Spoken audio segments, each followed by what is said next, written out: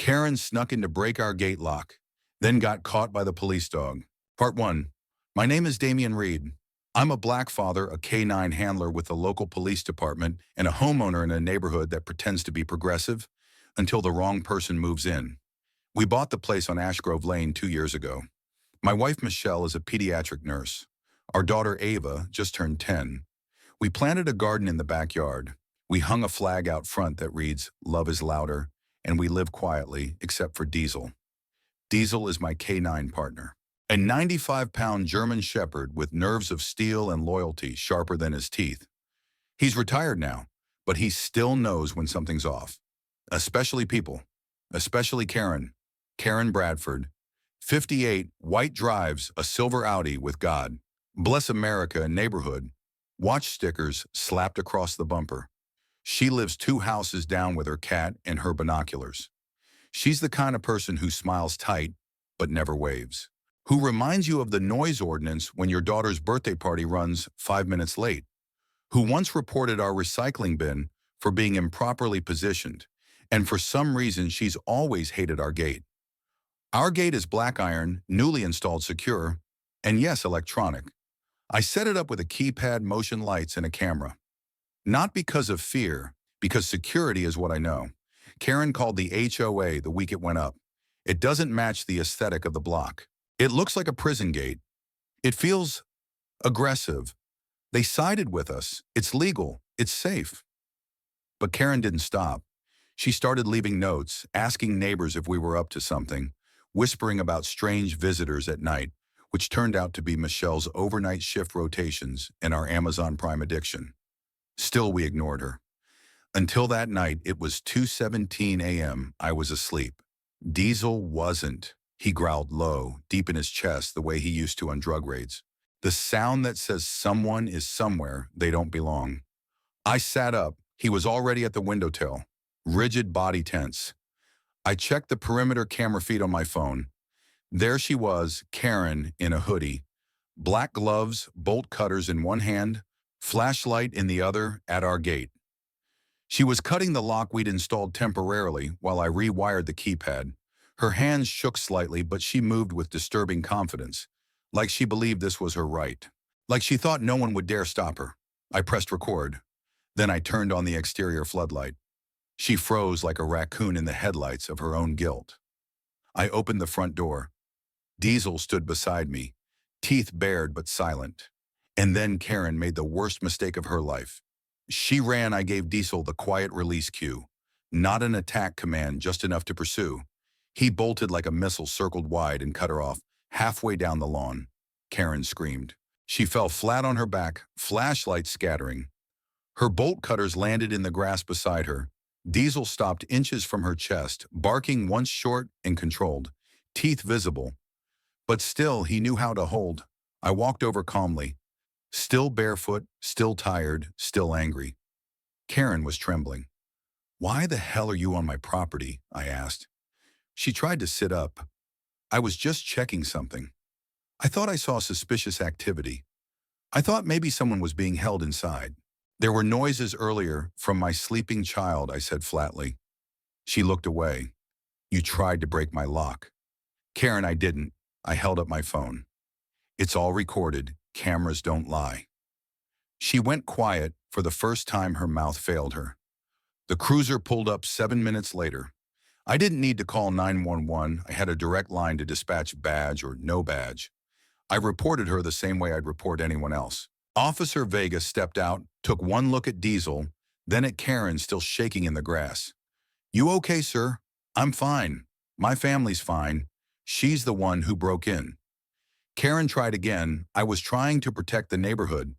Vega raised an eyebrow. "By trespassing at 2 in the morning with bolt cutters." She turned pale. Michelle stepped out, then robe wrapped tight, phone in hand. "Ava's crying," she said quietly. "She heard everything." I nodded. Diesel had already backed off and sat at my side. Head up, watching. Officer Vega gathered the bolt cutters, took the footage, and cuffed Karen on the spot for trespassing, attempted property damage, and unlawful entry. As he read her rights, she looked at me one last time and whispered, "You're twisting this. I was just trying to help." I said nothing because Diesel's low growl said it better than I ever could. By morning, the video had hit 20,000 shares. By noon, it hit national Twitter. And by sundown, the world knew exactly who Karen Bradford was. And this time, she wasn't the one watching part two. By the time the sun rose, Karen's face was everywhere. In the still frame from the Ring camera, she's frozen mid-sprint. Flashlight in one hand, bolt cutters in the other, Diesel lunging in the background, like judgment in canine form. Someone added bold text across the top. When Neighborhood Watch goes full criminal, and by 8 a.m., the video had 21 million views online detonation. The internet didn't waste a second. She really broke the law to protect it. Shout out to Diesel for serving truth in teeth.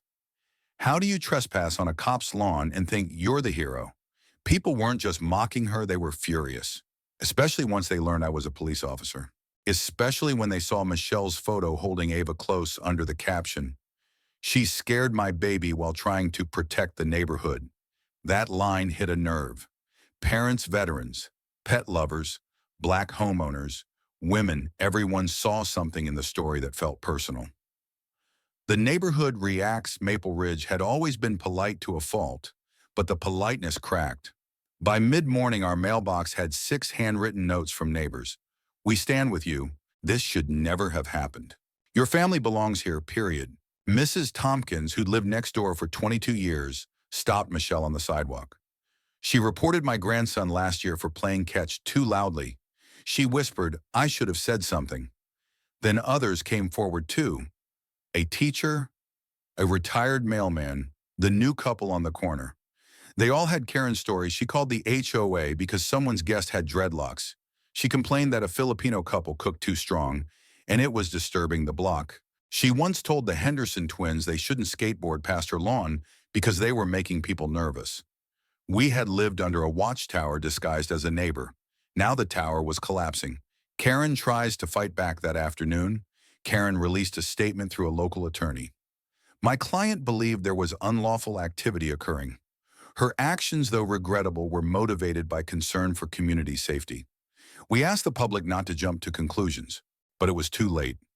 A viral Twitter thread picked apart every word, highlighting how concern has long been weaponized to justify racism, suspicion, and control. The top response read, "White fear is not a security clearance." And then the avalanche really began. Corporate fallout. Karen worked in regional operations for a private security firm. By 4 p.m., the company had been tagged in over 12,000 posts. By 5:30 p.m., they tweeted, "We have been made aware of disturbing footage involving one of our employees. This does not reflect our values. She has been terminated effective immediately. She lost her job in less than 24 hours. But that was just the beginning." The HOA meeting. The HOA called an emergency meeting that Friday. It was supposed to be members only, but more than 50 people showed up. Even non-members came just to listen. Sophia, the new board president, stood at the front. She didn't mince words. "We cannot allow vigilante behavior to define our community. We are issuing a formal censure of Karen Bradford, banning her from participating in any HOA-affiliated group subcommittee or meeting for the foreseeable future." Someone in the back clapped, then more joined. I didn't speak. I didn't need to.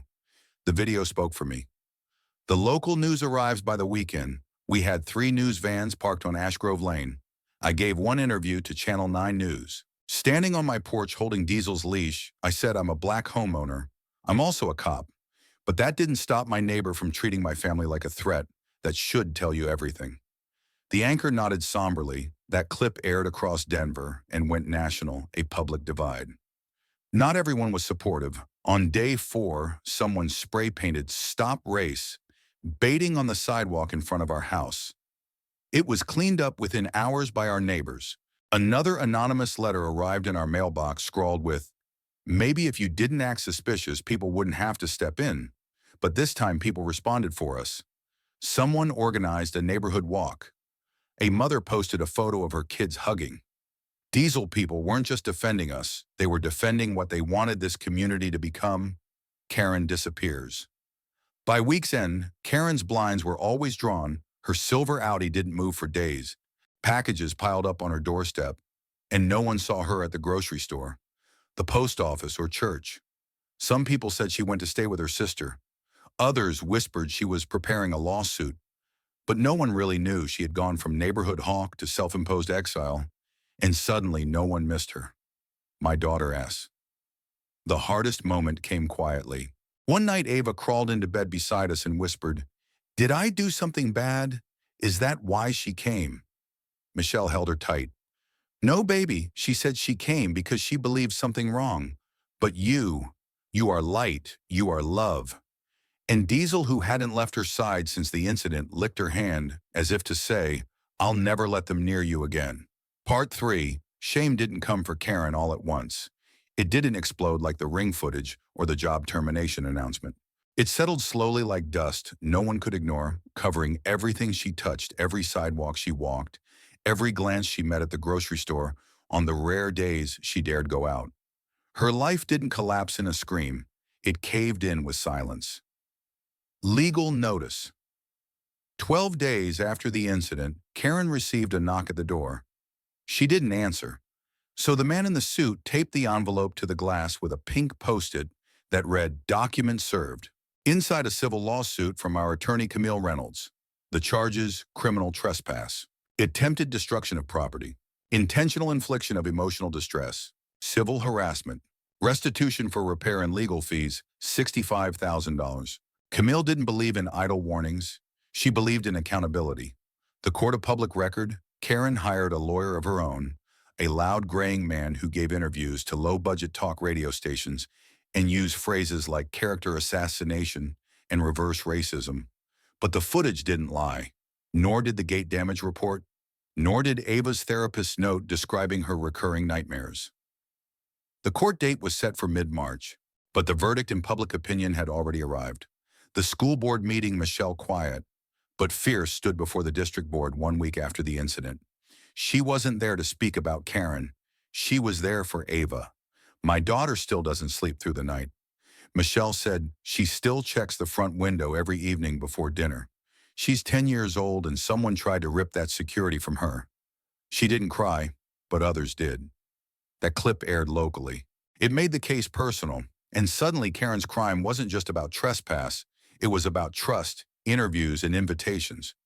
Damien declined most interview requests. He wasn't looking for attention, but he did agree to appear on Good Morning Denver alongside Camille. When asked what he wanted from the lawsuit, he said plainly, "It's not about money, it's about the principle. The idea that people like Karen think suspicion equals permission. I wear a badge. But if I didn't, would she have stopped at a lock?" The interviewer said nothing. The clip was replayed on national morning shows the next day. Karen's world shrinks. Her job remained gone. So did most of her friends. She tried to attend a women's church group, was met with cold smiles and silent stares. At the farmer's market, 2 teenagers followed her with a Bluetooth speaker playing Diesel's Bark on loop. She stopped going out altogether. Amazon orders piled on her porch. Eventually, she left a note on her door. "Please do not film me. Please do not harass me." I made a mistake. No one answered, but the note itself became a meme. The lawsuit unfolds. Court day came. Karen sat at the defendant's table in a gray suit. 2 sizes too large, hair pulled back, tight shoulders, rigid. Damien wore a navy blue blazer and brought Ava's drawing of their house, complete with Diesel drawn beside the gate. Michelle spoke first. Her statement was short. "You didn't just break our gate, you tried to break our peace. That's what this lawsuit is about." Camille laid out the evidence: video footage, security reports, police dispatch logs, emotional damage impact report. Karen's attorney tried to paint her as overzealous, misguided, a woman protecting her neighborhood, but Camille countered, "Protection without consent is control, concern without facts is profiling, and actions have consequences." The judge ruled full judgment in favor of the Reeds. Karen was ordered to pay $48,000 in restitution and undergo mandatory racial bias training and community service. The gavel fell, and with it so did the mask Karen had worn for years. Fallout and reflection. Karen's house went on the market 3 weeks later. Rumors swirled. She was moving to live with her sister. She was going to therapy. She was fighting the judgment. But one thing was clear. She was leaving Ashgrove Lane. Yet even as she packed, she found something unexpected on her doorstep one morning. A box inside a pair of work gloves. A flyer for a restorative justice program. A handwritten note. Redemption isn't about leaving, it's about facing what you broke. The gate can be rebuilt, but what will you do with the wall inside? It wasn't signed, but Karen knew it was from Camille, and it stayed on her kitchen counter until the day the moving truck came. Part 4. Karen didn't move away, despite every whisper telling her to disappear, every glare nudging her toward a U-Haul, and every inch of shame pressing against her ribs. She stayed. Not because she was brave, because she had nowhere left to run. First steps into the program. Court-mandated community service wasn't new to the justice system. But Camille, yes, our lawyer, had insisted Karen be enrolled in a pilot program for restorative justice and racial harm reconciliation. Led by a local nonprofit called Bridgepoint, Karen showed up to the community center on day 1 in slacks and a stiff blouse, clutching a notebook like a lifeline. She expected lectures, she got something else. Stories, real ones, from real people. Listening hurts. In the first circle she sat across from a man named Marcus, a black EMT. "I got pulled over 7 times last year," Marcus said flatly. "Once while I was in uniform, they made me step out of the ambulance." Karen felt her fingers twitch. Next, a Muslim woman named Lena spoke.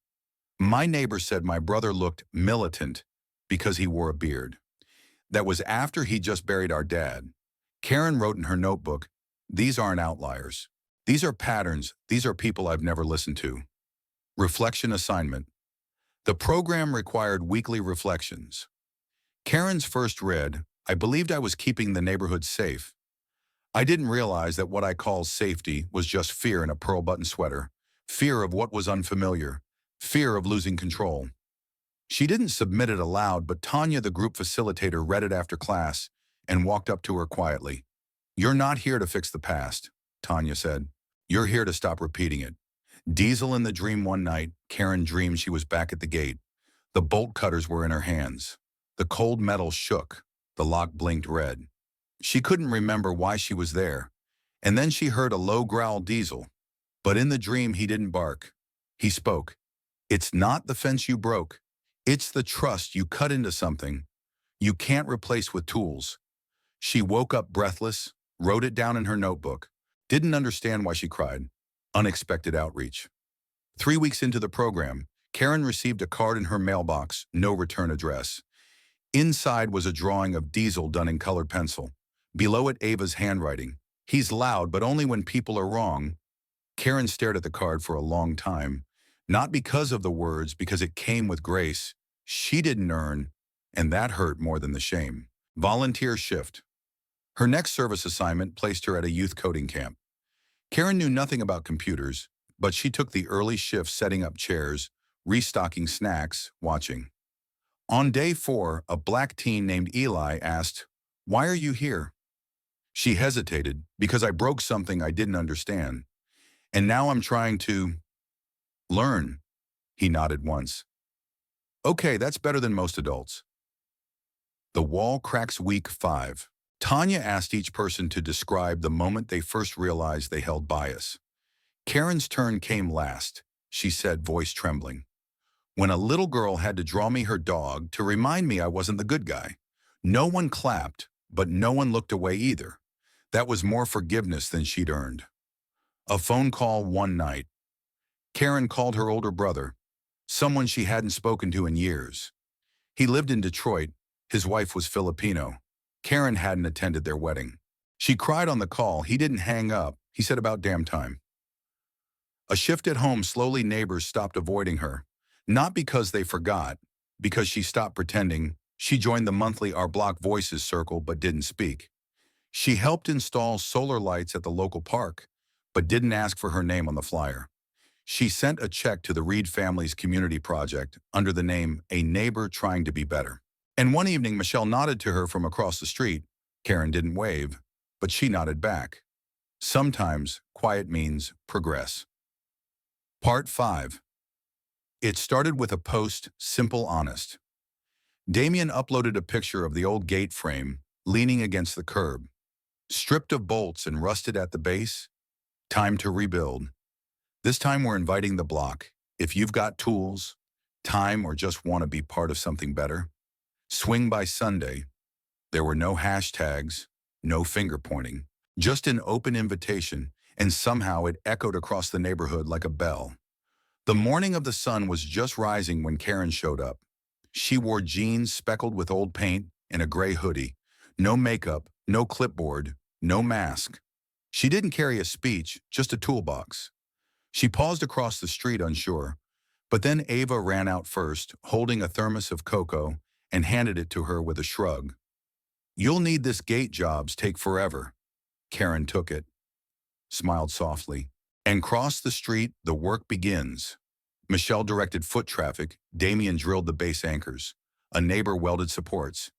Karen swept sawdust and organized screws by size.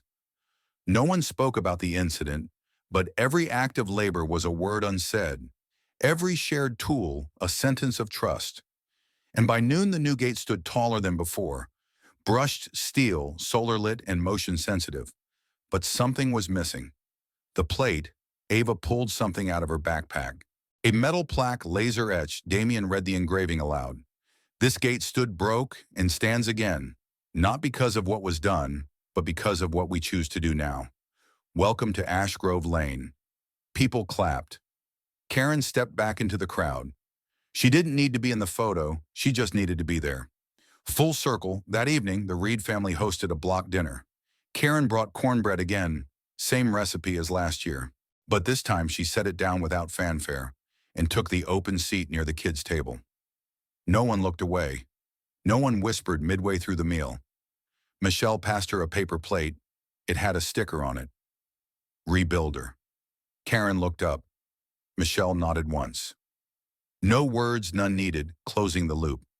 Weeks later, Karen stood alone at the gate again. She touched the new keypad, admired the clean wiring. Not ownership, not control, just design, just care. Behind her, Damien approached. "Thanks for helping," he said simply. Karen turned. "I broke it. Least I could do was help fix it." He smiled. "You didn't just fix the gate." Karen's voice caught. "I'm still working on the rest." He paused, then said, "That's the part that matters." And then for the first time in over a year, Damien reached for the remote clicker. He handed it to her. "Open it." She pressed the button. The gate swung wide. 1 year later, Ash Grove Lane changed. Not because of a scandal, because of a choice. Neighborhood watch meetings became open forums. New residents got welcome and respect baskets. And Diesel, though retired, was named honorary protector of the block. Karen never returned to her old job. Instead, she joined Bridgepoint as a volunteer facilitator, helping others confront the roots of their fears.